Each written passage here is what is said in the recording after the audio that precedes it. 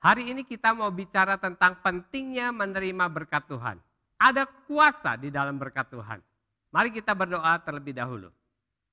Tuhan Yesus, kami bersuka cita kalau hari ini kami kembali boleh mendengarkan firman Tuhan.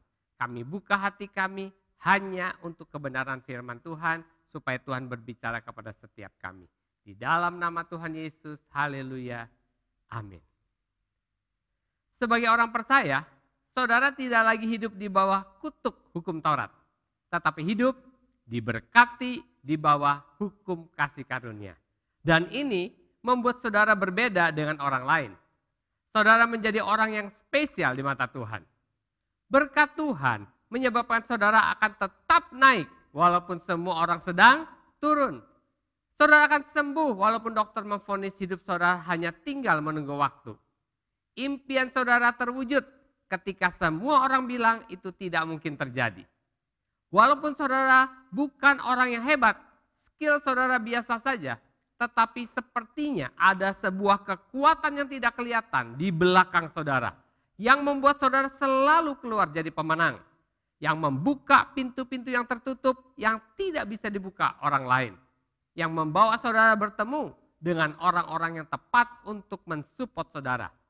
Dan itu bukan sebuah kebetulan, itu berkat Tuhan, perkenanan Tuhan atas saudara. Berkat Tuhan akan membuat saudara berhasil sementara orang lain terus bergumul. Berkat Tuhan membuat saudara yang dipromosikan dan bukan orang lain yang sudah lama antri dan menunggu.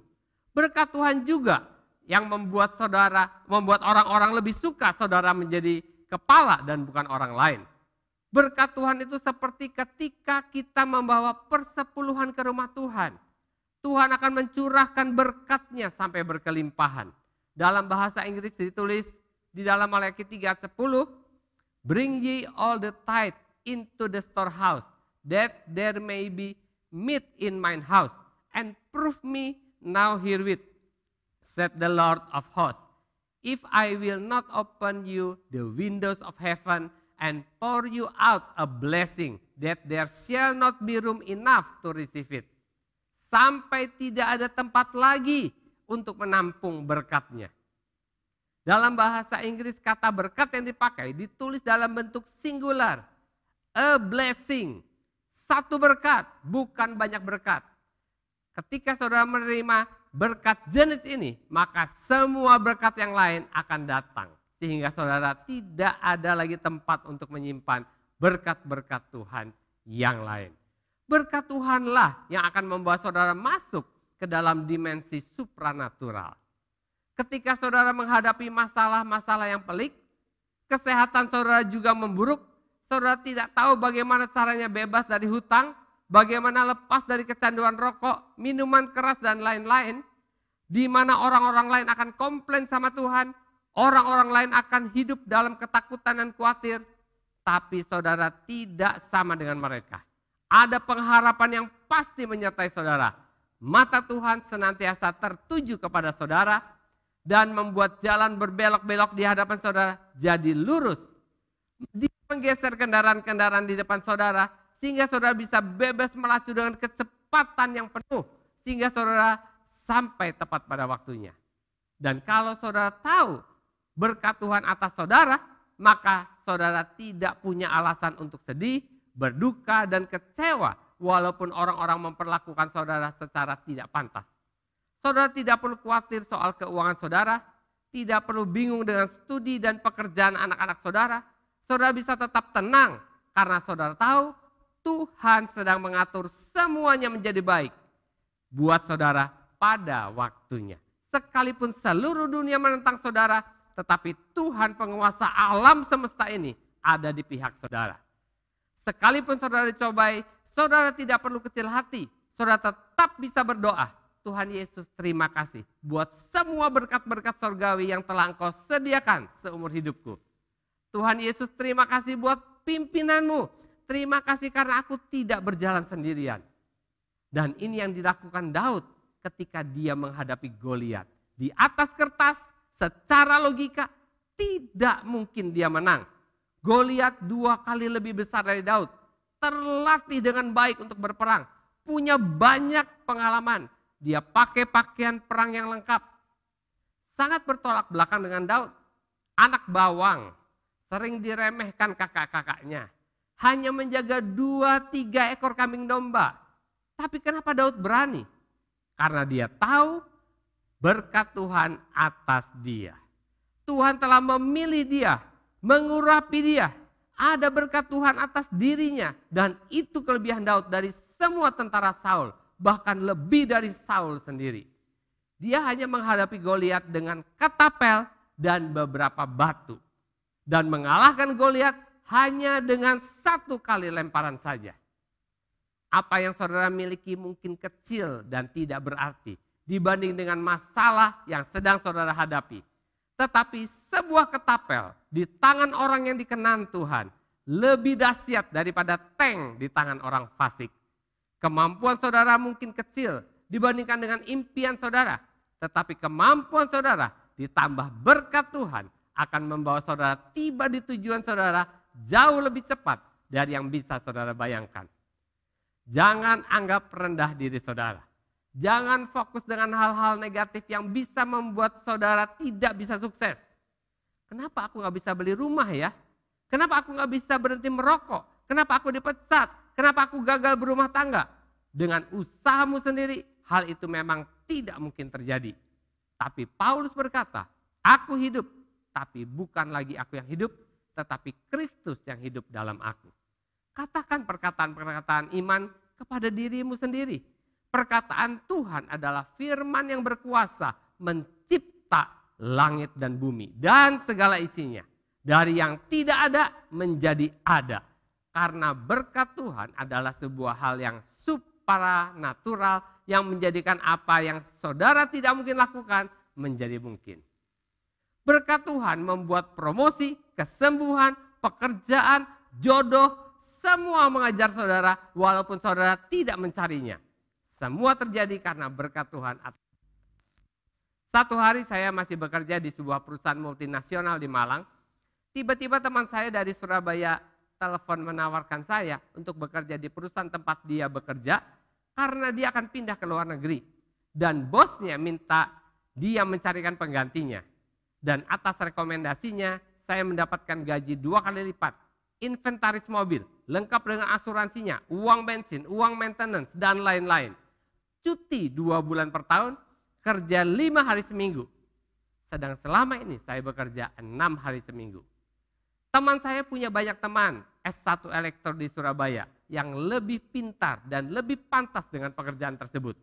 Pekerjaan tersebut di Surabaya, saya tinggal di Malang. Tetapi dia lebih tertarik menawarkannya kepada saya. Waktu itu ada banyak pelayanan yang tidak bisa saya terima karena tidak ada hari kosong. Cuti cuma 12 hari per tahun. Tapi berkat Tuhan membuat saya mendapatkan cuti 2 bulan per tahun dan libur setiap hari Sabtu. Dan bisa sekalian menemani mama saya di Surabaya. Belum pernah 1 kali pun cuti 2 bulan itu habis. Terlalu banyak. Apakah ini suatu kebetulan? Tidak. Ini karena berkat supranatural dari kemurahan dalam hidup saya. Tidak ada yang bisa saya banggakan kecuali rasa syukur yang berlimpah-limpah. Tuhan punya waktu yang tepat untuk mempertemukan saudara dengan orang yang tepat. Tidak perlu frustasi memikirkan bagaimana membuat harapan saudara terwujud. Saudara tidak perlu takut segala sesuatu akan terjadi di luar kendali saudara. Tuhan sedang menata jalan hidup saudara supaya saudara ada di tempat yang tepat pada saat yang tepat, bertemu dengan orang yang tepat, supaya saudara tidak kehilangan apa yang menjadi hak saudara. Bahkan saudara akan mendapatkan apa yang lebih besar, lebih banyak daripada yang saudara bisa bayangkan. Di kantor yang baru, saya dipercaya menjadi ketua persekutuan doa. Belajar menjadi seorang gembala, belajar melayani dengan tanggung jawab yang lebih besar di luar gereja. Dan itu adalah awal dari sebuah pelayanan sepenuh waktu. Apa yang saya mau katakan adalah, apa yang saudara pikir itu luar biasa, ternyata itu belum apa-apa. Karena firman Tuhan berkata, di dalam 1 Korintus 2 ayat 9, tetapi seperti ada tertulis, apa yang tidak pernah dilihat oleh mata, dan tidak pernah didengar oleh telinga, dan tidak pernah timbul dalam hati manusia, semua yang disediakan Allah untuk mereka yang mengasihi Dia. Mungkin dulu saudara pernah mengalami kebaikan Tuhan, sama seperti saya. Dan saudara berkata bahwa Tuhan telah memberkati saudara. Tuhan sangat baik buat saudara. Tapi saya mau beritahu, ada berkat yang jauh lebih besar telah disediakan Tuhan untuk saudara. Dan Tuhan mau saudara menerimanya dan menikmati. Amin. Satu hari di India ada seorang pendeta muda yang miskin. Tiap hari dia harus mengambil air di sumur. Tidak ada listrik di rumahnya. Mereka tinggal di sebuah gubuk di tengah sebuah padang rumput. Sedangkan tetangganya adalah seorang yang sangat kaya. Punya tanah pertanian yang luas, punya ribuan ternak, banyak tanam-tanaman. Dan dia menjual susu dan sayur-sayuran kepada orang-orang di daerahnya. Tapi orang kaya ini sangat serakah. Harga yang dia patok terlalu mahal untuk kebanyakan orang di daerah tersebut. Satu hari, 10 sapinya keluar dari kandang dan makan rumput di kebun si pendeta muda ini. Begitu mendengar hal itu, si orang kaya itu segera menyuruh orang-orang yang mengambil kembali sapi-sapi itu tersebut kembali ke kandang mereka. Tetapi hal itu berulang lagi dan lagi. Sehingga si orang kaya menjadi frustasi dan malu sama si pendeta muda itu. Dan akhirnya dia bilang sama pendeta muda itu, tolong kamu pelihara saja sapi-sapi itu. Si pendeta sangat excited sekali. Dan dia mulai menjual susu sapi dengan harga lebih murah daripada si orang kaya. Sehingga orang-orang mulai antri dari pagi untuk membeli susu dari si pendeta. Sampai akhirnya dia bisa membeli sapi-sapi tersebut. Dan dari bisnisnya dia bisa membeli sapi-sapi lain. Sehingga bisnisnya menjadi sangat besar. Lebih besar daripada si orang kaya tetangganya. Dan si orang kaya bilang, saya gak bisa bersaing dengan kamu. Gimana kalau kamu take over peternakan saya? Dan dia mendapatkan harga spesial murah.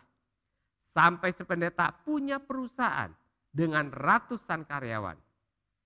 Semua itu dimulai dari 10 sapi yang datang ke kebunnya dan tidak mau pergi dari sana.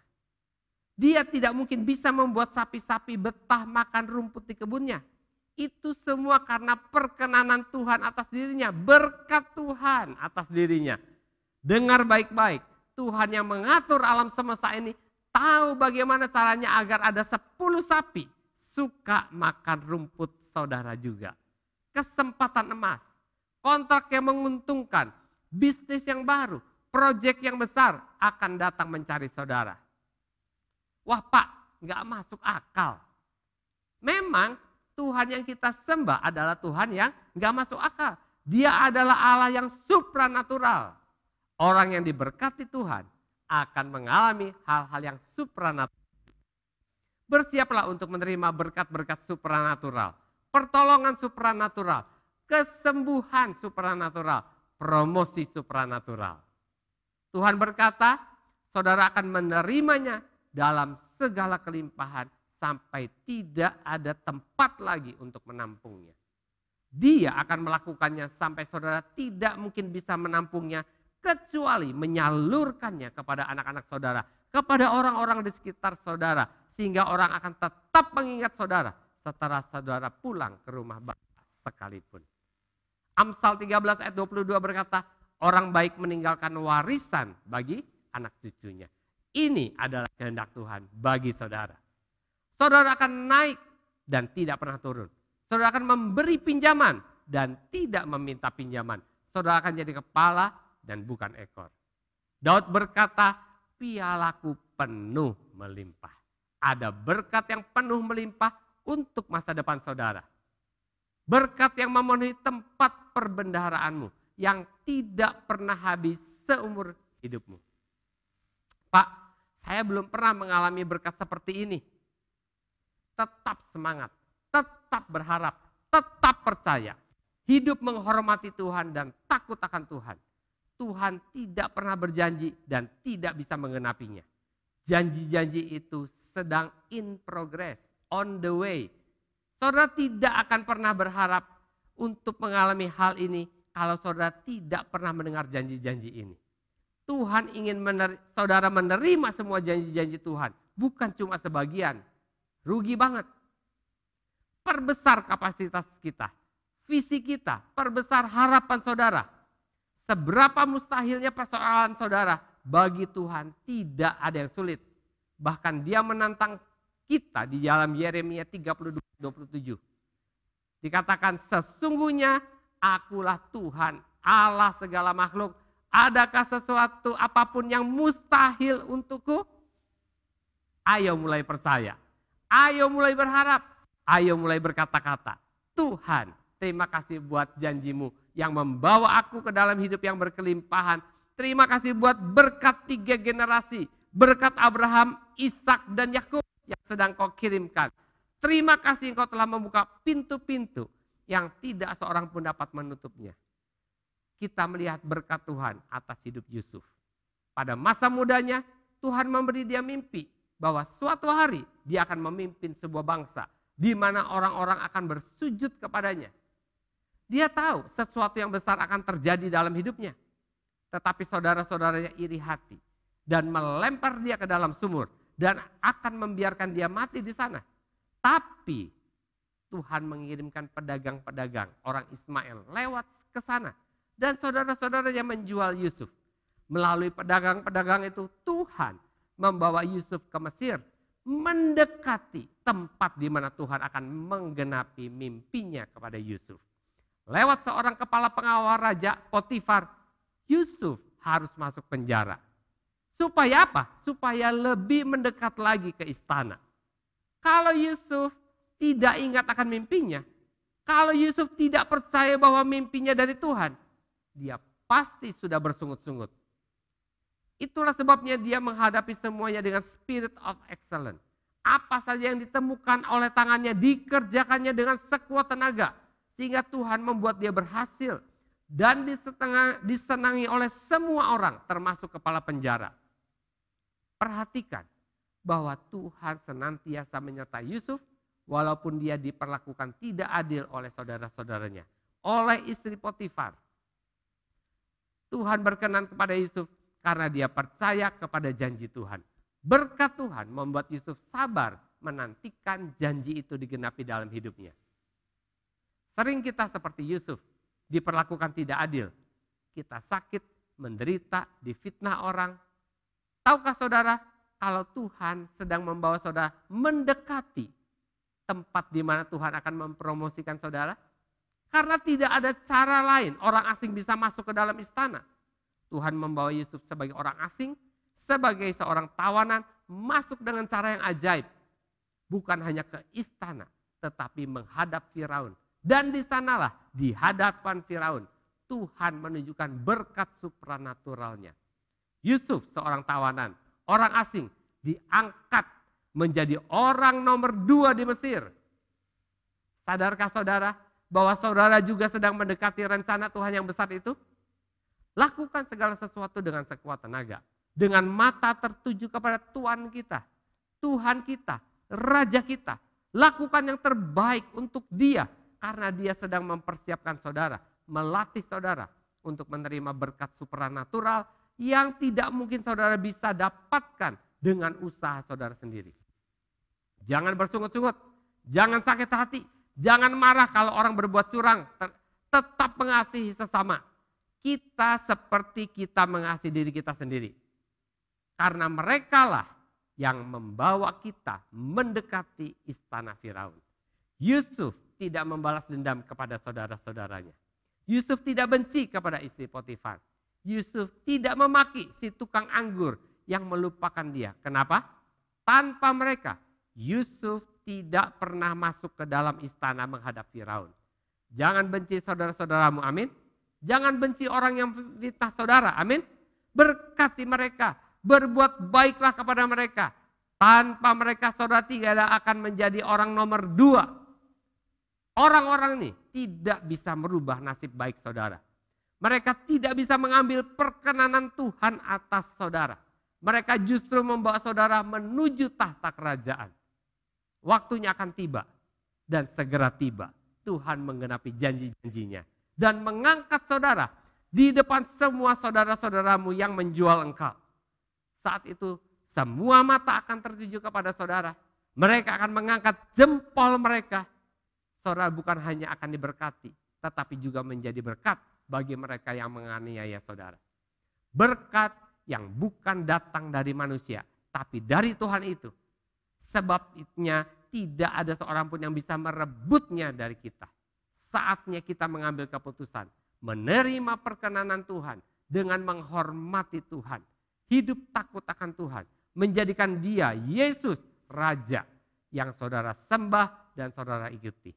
Jangan ikuti hawa nafsumu, ikuti kehendaknya. Dia sedang membawamu masuk ke istana. Amin. Mari kita berdoa. Tuhan Yesus, terima kasih buat berkat-Mu. Terima kasih buat rancangan-Mu yang ajaib.